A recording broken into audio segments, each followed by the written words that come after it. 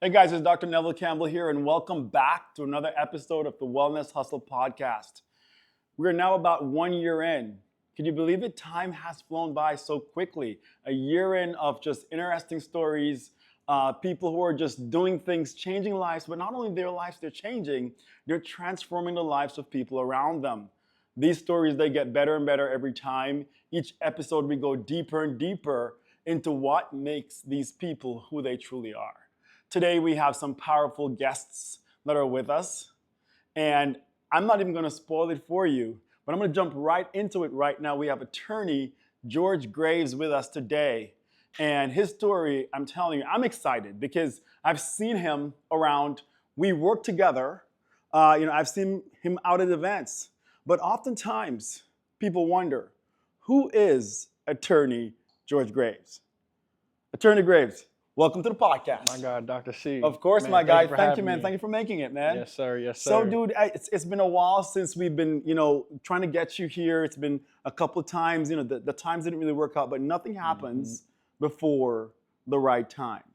Because here you are today, sitting at this table, and we're about to talk, man. We're about to talk.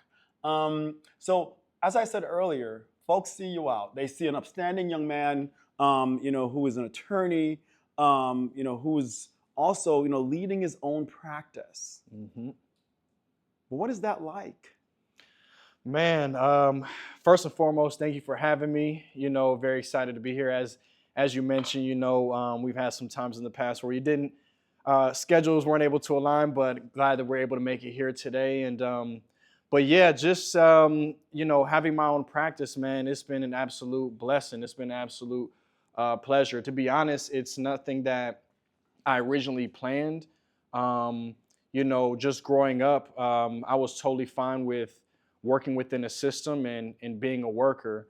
But I realized early on that, before you can be a general, you need to learn how to be a good soldier first. And so I gained that experience. And after years in planning and doing my own research and just educating myself on the side, it made sense for me to go out and start my own practice, to represent my own brand, to develop my own legacy, to have something to my name. My Graves, that name means a lot to me, and so I just want to do best by honoring, my family, my last name, and putting good work out there for myself, for others.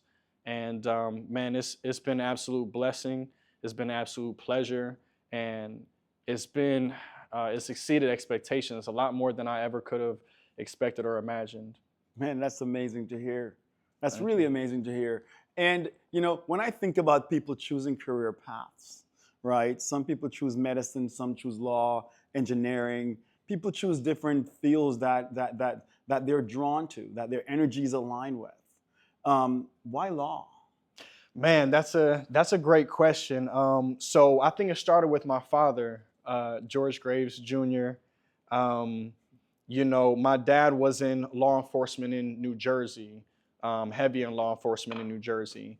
And during my early childhood growing up there, he would bring me to court from time to time as a little kid. I was probably 9, 10 years old, just in the back of a courtroom, just soaking up all the action, the cross-examination, the presentation of evidence. And I remember just sitting in the back of the courtroom like a little kid, and I was so intrigued because here you have two people, different walks of life, and both supporting their own individual stance. One person is debating or arguing one side, the other person is debating the other side, but they're doing it supported by logic and evidence and, their position, not just an argument based off of emotions, but that can be supported by logic, evidence. And at the end, there's someone who there's an outcome, there's a verdict. Right. And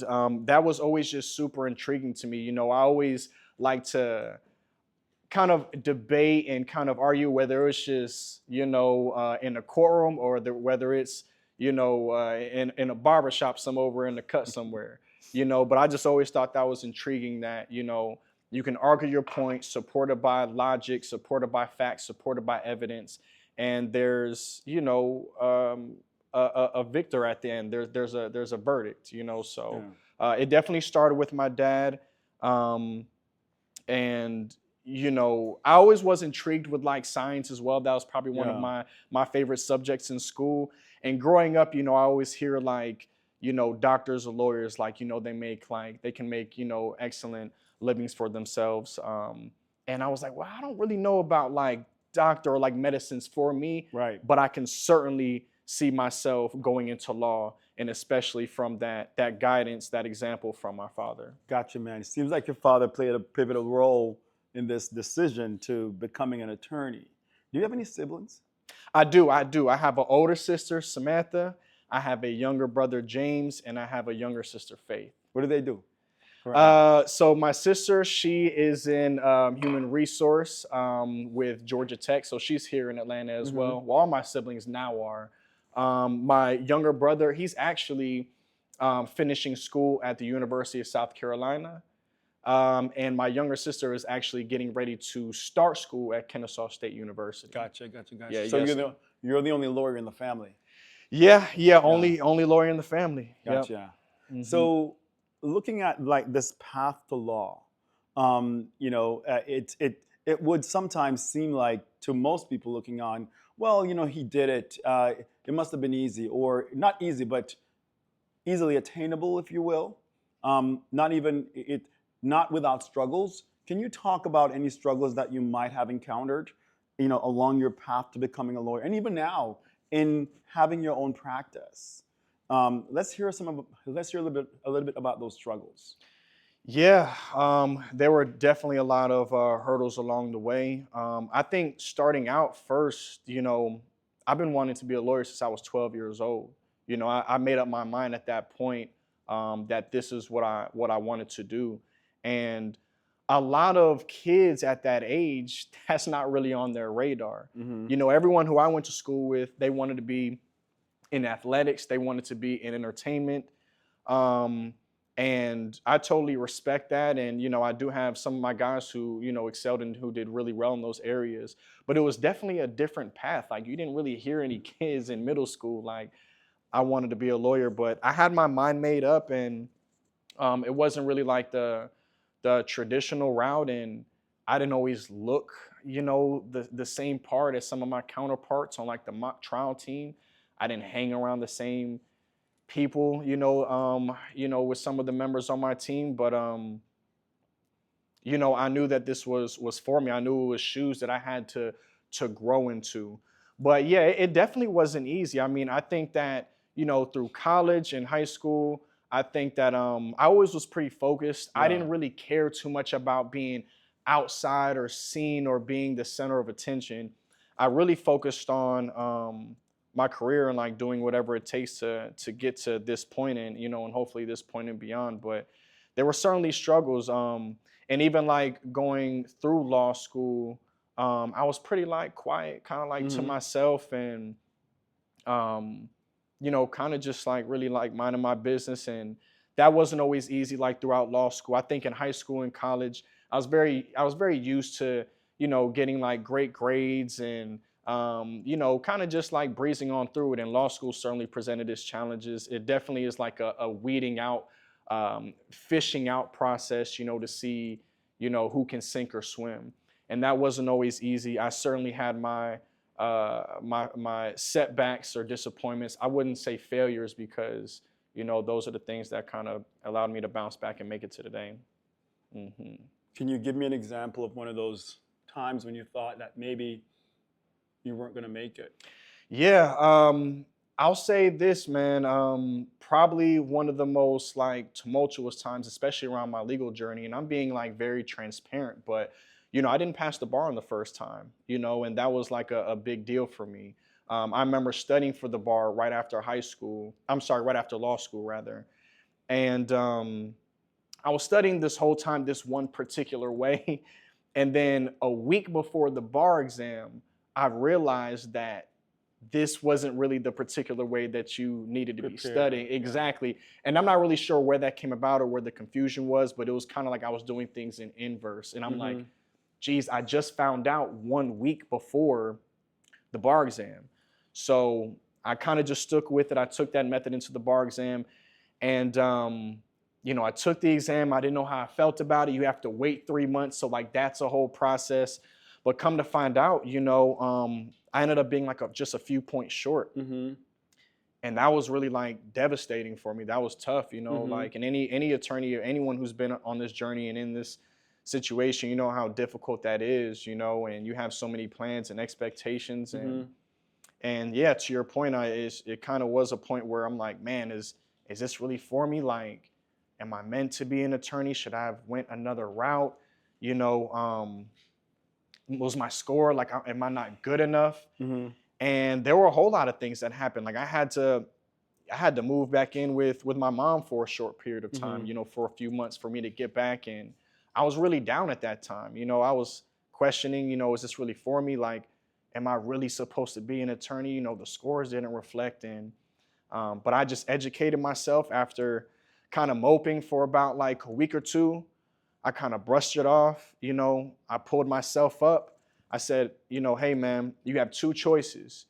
You can wallow in your own grief and in your own sadness and depression at that time, or you can pick yourself up and live a totally different life.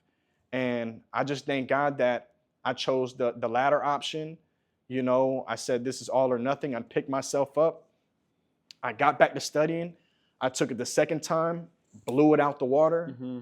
And I think the rest has been history since. If there was a lesson that you think God was trying to teach you in terms of your overall purpose from this apparent failure, but clearly not a failure, it's a lesson. Absolutely. Right? So if in this apparent lesson, what do you think that lesson might be? And I know it's probably a deeper thing to think about.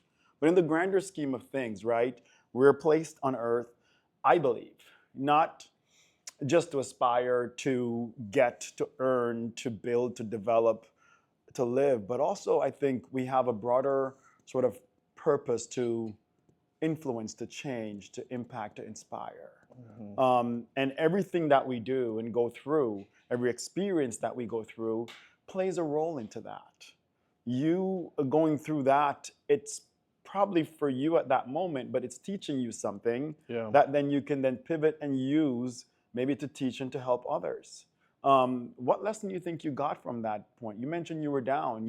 A lot of things were going on. So mentally, that mental health component, there's probably several young attorneys now who's finished with training or studies, taken the bar, and probably are not successful on first attempt, as you weren't. And so, but you were able to pivot from there. The lessons that you've gleaned from there, what are you going to do with them? Man, I really just hold them to my heart, and I use it as an example that, it's not about how hard you get hit. It's about how hard you can get hit and keep moving forward. That was really just an example, a bookmark in my life that you can look back to and say, hey, the next time I'm in a perilous situation, the next time that I'm in a difficult situation, I don't know how I'm going to make it, how I'm going to bounce back, how I'm going to get back to that position. I can look back to that time, where I'm like, I'm on my mom's couch, I'm down, I'm questioning myself as an attorney. But even as painful as that experience was, I can look back and say, hey, I looked myself in the mirror and I picked myself up. And of course, I had the help from others, my mom and family and dad and encouragement and everyone in my network, but I can look back at that time and say, hey, if you got knocked down 9 times, you got to get back up 10. And that's what I was able to do. And so it really gives you that sense of, hey, you can do this. If you have been knocked down, you can get back up, and that's what you got to do. Folks, there you have it from an attorney himself. If you're looking for an attorney, look here. Here's an attorney who is not going to stop, who is going to go despite what the problems and challenges presents, and they're going to push beyond.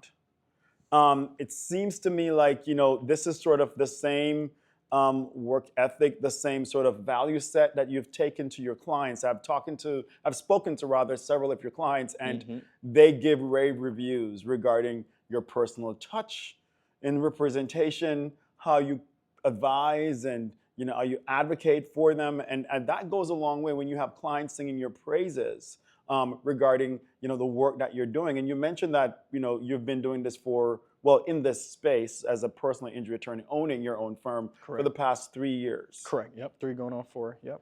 Now, as we close out here, I'm thinking to myself here, if I were you, and I'm speaking to the people of Atlanta, the people who are watching the podcast, what message would George Graves leave with them at this time? What message would you want them to know about you, about your practice, about what you can offer, and about what your commitment will be to them? Yeah, absolutely. Absolutely. I think that, at the Graves firm, we certainly have a different approach. I became an attorney at 25 years old. I've been on this path, and chasing this dream full speed ahead since I was 12 years old. And so I was really thrown into the fire at 25 years old. I came in with a lot of young energy that I'm able to bring, and just have like a different approach to kind of the traditional norms that's been going on, within personal injury. I do like to be very reachable, very accessible, just a call or text away, and just bringing that young energy, and just growing, within this industry. But I would say that, one thing I really live by is anything I envision, I can bring to life. That's just always been something that's in my mind. Since a kid, any visions that I've had, any dreams that I've had, I said, I'm going to put in the work. I'm going to develop my network. I'm going to educate myself. And I'm going to do whatever it takes to bring those dreams and goals to life. And you can do the same if you incorporate, keep God first in your life, which is something that my family instilled at an early age. Have supreme faith in the Lord. Faith, the size of a mustard seed. Even that can take you to where you need to get to. But maintaining that faith, being positive, being optimistic, putting in the work, educating yourself, and living with those results. We only have one life to live, so leave it all on the table, and live with those results. Don't live in regret. And I think following those principles is where I've been able to get to this place, and I'm so thankful, and I'm just so excited for the next chapters for the Graves firm. Man, that's cheers to that. Cheers to that. Cheers to that. My guy. Now, here's a question before we finalize and wrap things up, right? So when you're not representing your clients and not working on cases, where is George Graves? What is he doing? Oh, man. I know a lot of people see me out like the Hawks games, Hawks practice. I'm a big sports guy and come from a big sports family.